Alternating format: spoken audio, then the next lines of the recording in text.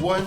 Okay, back again, everybody. Welcome to another episode of Now and Then. Now and Then. We are going to be your host for the day. I'm Mike on the 808. And I'm Willie J. We're going to be your two favorite professional fans, bringing you the opinion that nobody ever asked Didn't for. ask us at all. But we like bringing it to you just because that's what we do. We give out our opinions, just facts. So we got more opinions, more factors, more videos, more nonsense. I suggest you check out what we say. I suggest, and then you do your own research. Is go, yeah, there we go. That way, don't nobody go to jail. Hey, but don't forget, y'all. Go back and look at that video we did about Drewski on Erica. Yes, comment that last video, like he said on and the president. How he got us in this war. That's who it was, Erica Kirk. You feel me? So we just trying to get these videos out to y'all so y'all understand that we love y'all and love seeing y'all. You feel me? So we love doing our thing for y'all.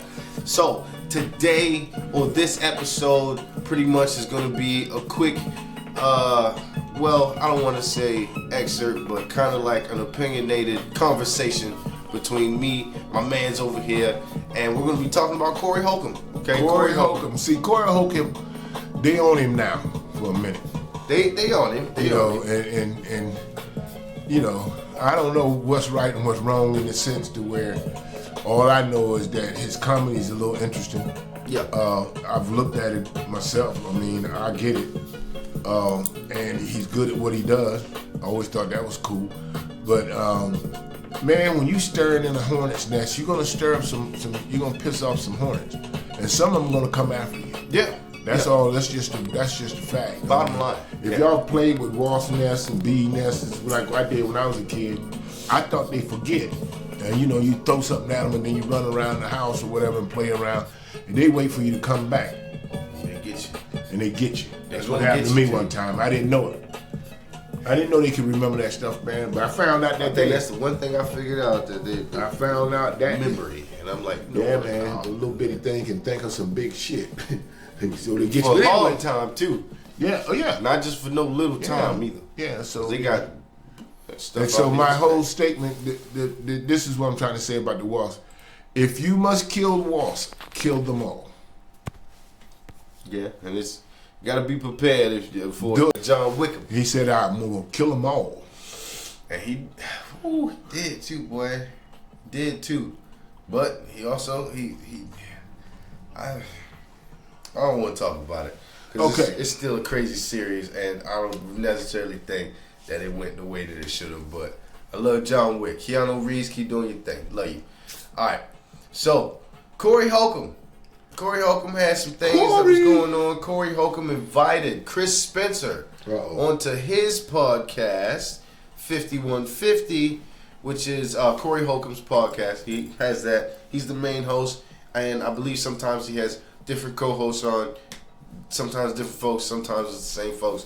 I don't really know too much about it. I was watching it at one point, then I kind of cut off from it because it got too much for me. So it's a little questionable, his behavior sometimes, but I think he tries to point out certain people for doing certain things, but the way that he does it is very aggressive. Okay, so it comes off harsh. Now, if he doesn't mean it, cool, we forgive him. If he does mean it, then he's just being very, very, what's the word I'm looking for? I don't know. He's I don't know, man. It would be intentionally just prying for information, I guess. He's just trying to get underneath of your skin.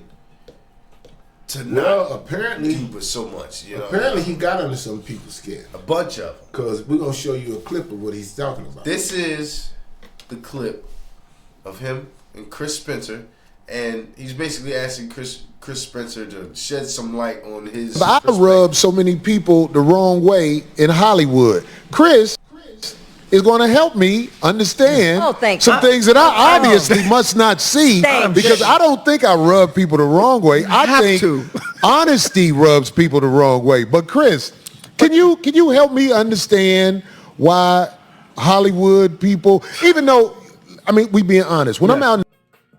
Why is it that people claim that they're being honest when they have to be brutal and negative towards you? Well, I'm just being honest. Well, why your honesty got to be so filled with vitriol? I don't know. I mean, you can't give me your honest or give me what it is that you think the truth is without it being something negative. Well, I can't tell you. If I told you the whole truth, you would be mad. You know, why your truth got to be something derogatory? Because a lot of the time the truth that comes with it comes with whatever emotion is felt with that expression. So if I'm trying to tell you something, like if this is how this made me feel about this, but then you're not receiving this is how I felt about this part, it makes your emotions feel differently. This is why they have so many outbursts. This is why so many outbursts happen. Because a lot of people want to try to divvy their opinion, but the opinion still has emotion attached to it. Mm-hmm. So when it comes out less of a, okay, well, this is how I feel about this, opposed to, all right, this is how I feel about this. Mm-hmm. You feel me? So it's more of it just depends on the situation, the person, and how they have dealt with their own personal growth moving forward with that maybe topic or conversation. Vulcans. Vulcans. Oh. This is why Vulcans. Two Vulcans. This is why the Vulcans learn how to repress or suppress all of their feelings. Because they realized that when they were a species of people and they allowed their feelings to be used, that they got out of hand and they became violent. Because like he said, you have an opinion, but it's got a feeling attached to it. Mm-hmm. And people jump and move as far as the feeling is concerned. Yeah. And before you know it, you done killed somebody. Yeah. You know? Yeah. And now, you know, in a 10-second emotional move, you done did something that's going to cost you 40 years of your life. You know? And it's just stupid. But, you know. Hey, man. Let him roll a little more. All right. Now, I messed up the recording, but we still got the audio part. With me? Yeah. Because most of the times it's an upscale environment when we go out and party. But people may have that, there go Cory. Right. What I do? A lot. You do a fucking lot. And I don't know who around here is telling you ain't. I'm sure you ain't. Nobody's telling me. Nobody's telling me nothing. That's a big factor right there. No one in your corner is telling you the important information. You might not want to listen to it. I guarantee he doesn't. You probably don't. He's saying that nobody is telling. If you don't think anybody is telling you about yourself, you need to get a different group. Either get a different group or reanalyze how you're taking in information. Because if you're taking in information just like, how did, like, if someone comes to you and you ask them like, hey, how do you feel about me on this podcast and there's something crazy, right? And they give you a straight across like answer. Well, you know, it was a little harsh, but you know, it was all right. I didn't like it. They wouldn't say that probably. They're not gonna tell you that. Probably should though. And that's what he should hear. That's exactly what he should hear. He should be hearing I ain't like how you said that. That didn't come out right. I don't think people gonna accept that in the public. But knowing the type of person Cory Holcome is, he don't care what the public think about his opinion most time. Yeah, but he don't give a damn at all because that's another he's the problem. one that was talking about putting pool tables in an abortion lounge. Remember that? Yeah, he did. Yeah, he did. Yeah, he did. So he used to talk like. Yeah, he did. Dice Clayton used to talk. So this is another person that wants you to understand their perspective, but their perspective is skewed, very hard. Yeah, like it's tilted very, very far. Like I said, man, just because you know the truth doesn't mean that you have to tell the truth. So there's some things you shouldn't be talking about. There's some limits that you shouldn't want to go over. Anytime you causing somebody else anguish or dislike or whatever, you're wrong because you don't have to. You're choosing to be like that. Oh yeah. So you're trying to purposely, like you said earlier, Zay, you purposely trying to offend people. Oh yeah, on purpose. Like you want people to be upset at you so you can have something to lash back at or continue the cycle of just negativity. If someone connects to you behind you comedy, just keep doing it. Yeah. Try to hide behind I'm a comedian. Yeah. This is what I do. You don't have to do it that way. There are plenty of people that don't do it that way. Now, he said something interesting in here.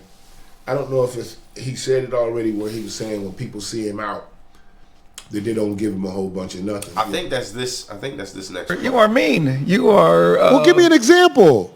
That's what I always ask people. Give me an example. The whole thing with Jada and Will... Yeah, maybe I was a little mean. Okay.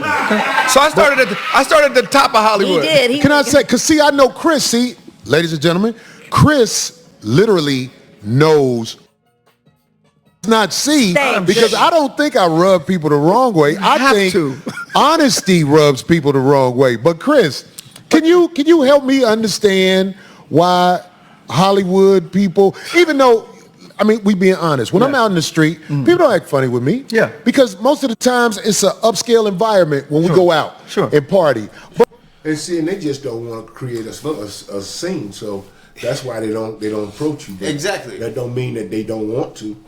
Because now here's another thing. You talking about upscale environment, places where you're going. Your tone is different. Yeah, it is. You're not talking like this. No. Outside at a first of all. If you go into a nice establishment for a meeting, you're not bringing this nigga in here. No. You're going to come respectful. You're going to understand your position and know that half the time you're not going to have to say nothing. Yeah. You're not the same person and outside let me tell you something also. in an upscale setting. When you go into a place and they instead of them celebrating you, they shun you or turn away from you. They're the opposite of being celebrated. Tolerated, for instance. Oh yeah. They just tolerate you instead of celebrate you. You should know then that something is up. So if people just saying, "Oh, there go Cory," and they just tolerating the fact that you're there, instead of like, "Hey, there go Cory, man. Hey, bro, how you doing?" Instead of celebrating what you do, you know something's up.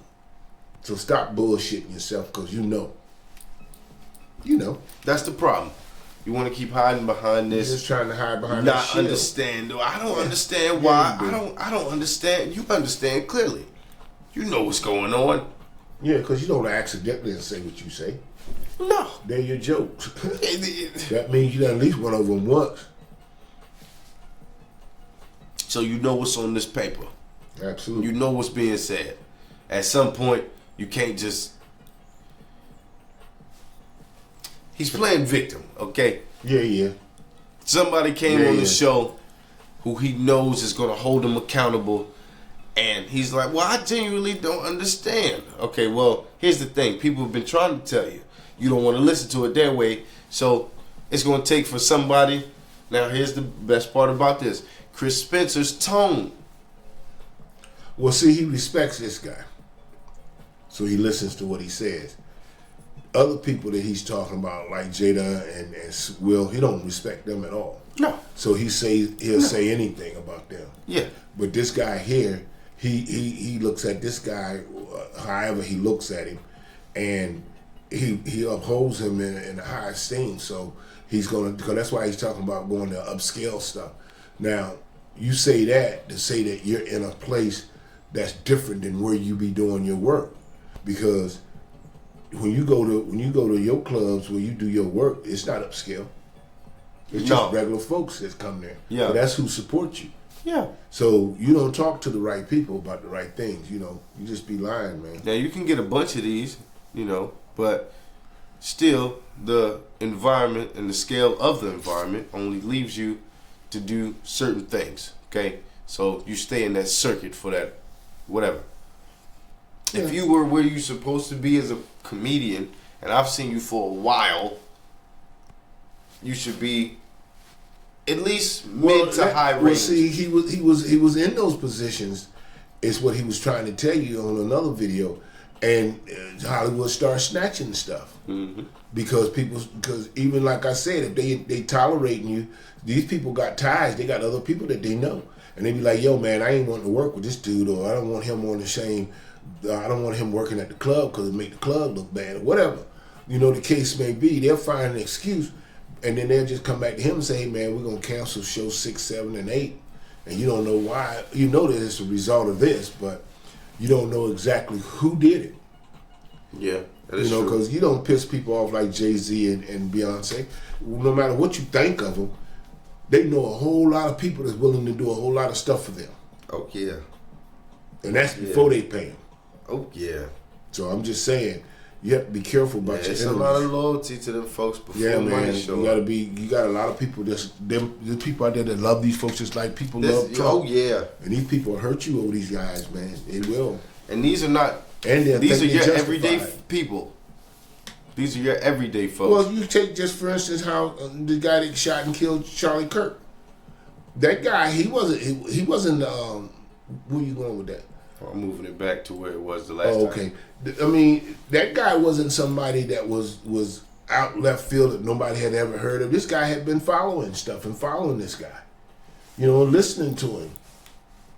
So it wasn't like he didn't know who he was. Yeah. This is the level of insanity that can happen to where someone can follow everything that you do all around and even have the opportunity to even take the chance. And then they try to tell you a whole bunch of backstory for you to ignore the fact that they gave a person a chance and an opportunity to do this. Oh, yeah. They can find anybody doing anything else. He had an opportunity. In that time when that white boy went into the church and killed them 9 black people, and he sat there and praised and worshiped with them, and then shot and killed those people in cold blood. And then the police, when they came, all they did was put him in the truck, and that's the one that they said they took the Burger King to get some kind of Whopper or something. You know, just total disrespect all the way around. You know, they do this kind of shit. So Cory have to be mindful that you're dealing with a bunch of treacherous people, man. That almost. That's what I'm saying. That almost took me to a different level just then. Okay, hold on.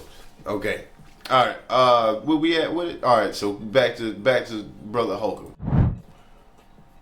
A lot, and I don't know who around here is telling you ain't. I'm sure you. No, nobody's telling me. Nobody's telling me nothing. You are mean. You are. Well, give me an example. That's what I always ask people. Give me an example. The whole thing with Jada and Will. Yeah, maybe I was a little mean. Okay. So I started at the top of Hollywood. He did. Can I say? Cause see, I know Chris. See. Ladies and gentlemen, Chris literally knows all these people. So I remember some of the stuff I said, but I will. It's not an excuse, though. Let me tell you what the difference is. Okay, give it to me. Because I've seen you since day one here 20 years ago. You talk shit. You would talk shit. It's been 26 years. 26 years. Oh, that you've been here in LA. I'm talking about you've been doing this 16. Yeah, it is. Okay, yeah. 20 plus years. See, stuff like that makes people, no, I'm joking. There was a little smirk and a smile and a wink and a little something after you said shit. Now it's like there's a vitriol, there's an anger that comes behind some of the things you say, and it's like more painful, if you will. Like you used to go, it's a fat bitch, and then you do a little Cory Holcome face, and she'd be like, I am kind of fat, I should work on it. And now it feels like you go, fat bitch, get out of here.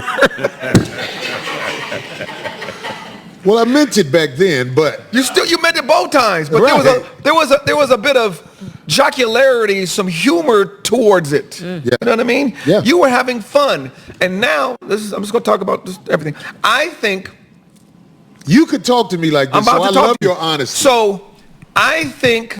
My bad. What? You know what? Now that he mentions that, he's right.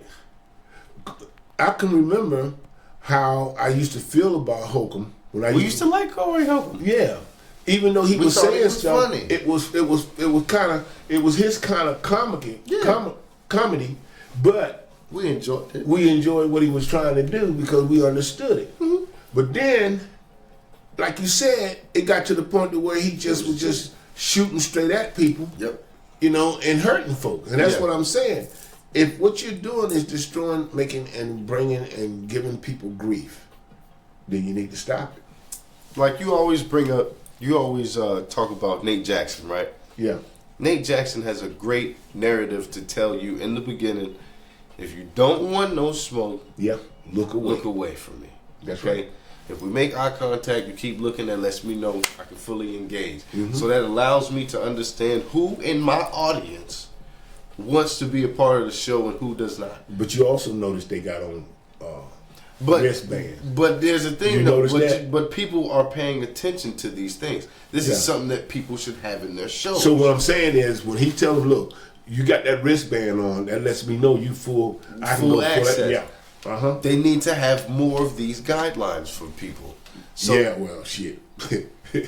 I know it's I know it's tougher. I know it's hard to do. And I've seen Nate say some really crazy stuff to people, but he know how to make it keep funny. Cause he told that dude with the wood. He said, "Man, you got a wooden leg."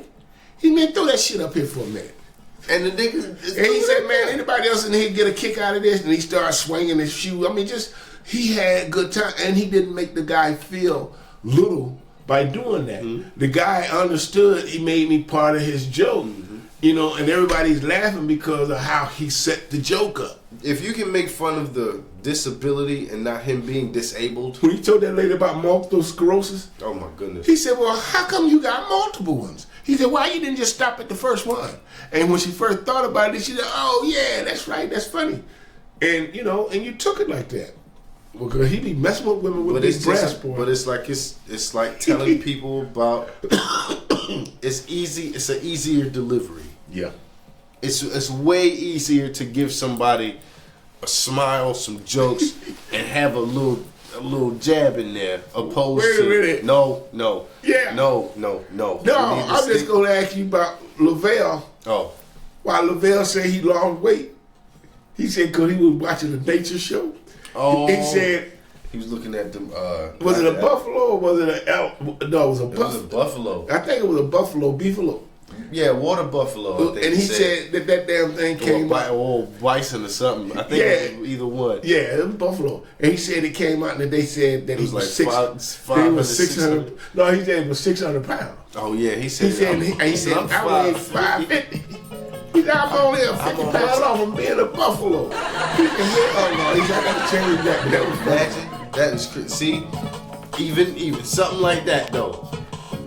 Him being able to joke about himself makes it easy for other people to. If anybody else joke about it, like what? I'm gonna tell you something. All the stuff that Holcome says. Yeah. If he threw in stuff like, well, y'all know, because they'll say the same shit happened to me. If he threw in there that is not personal, like, man, look, Will, that girl going out on you. He said, I know she doing it because I had a woman, she did the same thing to me, and I'm pissed too. That would have pulled it in. He used to do that. He did have some relatable content, relatability. Then it just became straight shots. And then can't nobody take that unless you're alcoholic. Oh, our camera, no. So hold on. All right, well, we got a little bit left in the video. Hold on, but we still gotta do the outro. Hold on, y'all. Oh, we still rolling? Yeah, we still rolling. Oh my goodness, let me go ahead and start my improv then. There was a chicken that crossed the street with a monkey. And when he got to the other side, the monkey asked him, "Why did you quack so?" He said, "The same reason that you walk so." See, the chicken and the egg, the chicken and the monkey, they the same thing. I just want you to know. So anyway, camera's back on, so my improv is over. The chicken and the egg, the chicken and the monkey. The chicken and the monkey. Yeah, man, I like monkeys when they eat. If you ever seen a chicken eat a monkey, you would understand what I'm talking about. Oh yeah, they start from the butt and eat down. They eat all of it. And that's why that chicken, when he looked at that monkey, had that look on his face. You know chicken, you ever seen a chicken? I thought a crane did that. No, but you see what a monkey do with his finger? Every time they get around chickens, chicken over. Every time. And that's why the chicken loved the monkey like he did, and when they went across the street. And they had a little song too, monkey shine when the chicken down. You know what's messed up? What? The first thing that the camera comes back to with the both of us is you talking about Monkey booty jokes. No, I didn't say nothing about no booty now. I didn't mention, I did say bitty booty. Bitty booty. Okay, so, hold on. We're going to rewind a little bit, go right back, up. finish this video, close this out, and we'll be finished. This is the video that we doing with Cory and Holcome in it. Okay. Right? Yeah. You could talk to me like this, so I love your honesty. So, I think with this show, you've become somebody else, right? I think this audience loves this shit, right? And this, you've kind of you like Dice Clay. This, not a caricature, not a caricature, but the shit that you do that a lot of people love has fed the beast. You know what I mean? And I think you've become fuck Hollywood. Now that is his main argument always. Well, I mean, you know, but he comes from that era too, though. He's supposed to feel like that. Now that is also true. Yeah, because he got that Cat Williams mentality when it comes to that. Except for Cat Williams said, "I learned to keep my mouth shut," but he don't.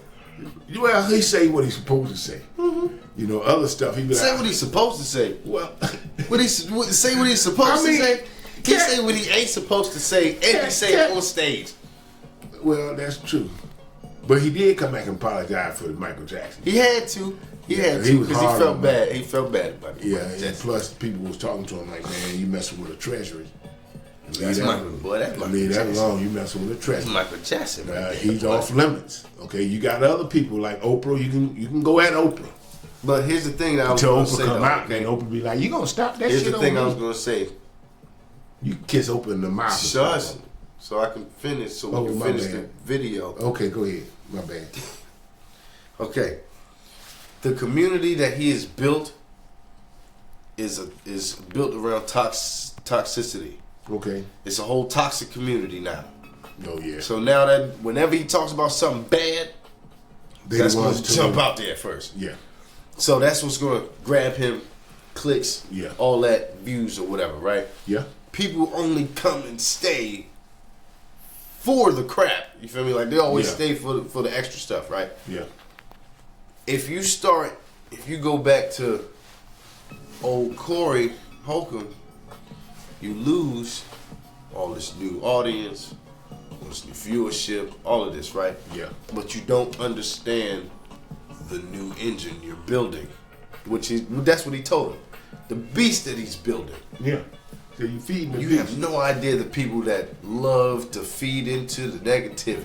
See, And now if I'm you give glad them you a full- straightened. that out because that's what he meant when he said you're feeding the beast. Yeah. You putting all this stuff out there, and that part of that audience is getting bigger. Yeah. And the bigger they get, the less you're gonna contain them. You know. Yeah. So you gonna but then have they all- just become savages, or you get riots going on because they just said something about somebody that wasn't supposed to be said, and next thing you know, Molotov.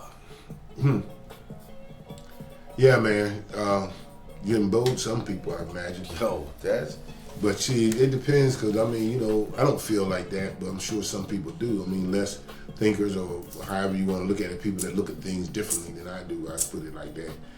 He liked the highly uneducated.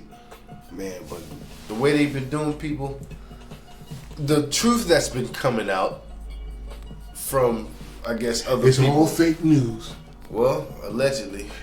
It's fake. You're fake, CNN, CBS, you're really fake. And you, dear, bye, Piggy. I say, last I heard about P. Diddy, he trying to get transferred again, I think. Yeah, they still messing with him while he's still in. And Art, I heard some stuff about Art Kelly too. And I think a R. lot Kelly of, dropped the album. I think a lot of that stuff is crazy to me too. I mean, They said it's a good album. now, I ain't talking about the album. His material is material. I mean, he's good on that. But I'm just talking about the kind of harassment that people get and why they get that harassment. Oh. You know. So, see, the deed is done. You've already done everything you done did, and you retaliating on people doesn't change the deed. So what's the point? You can say something. Two things. Okay. More for your own moral compass, because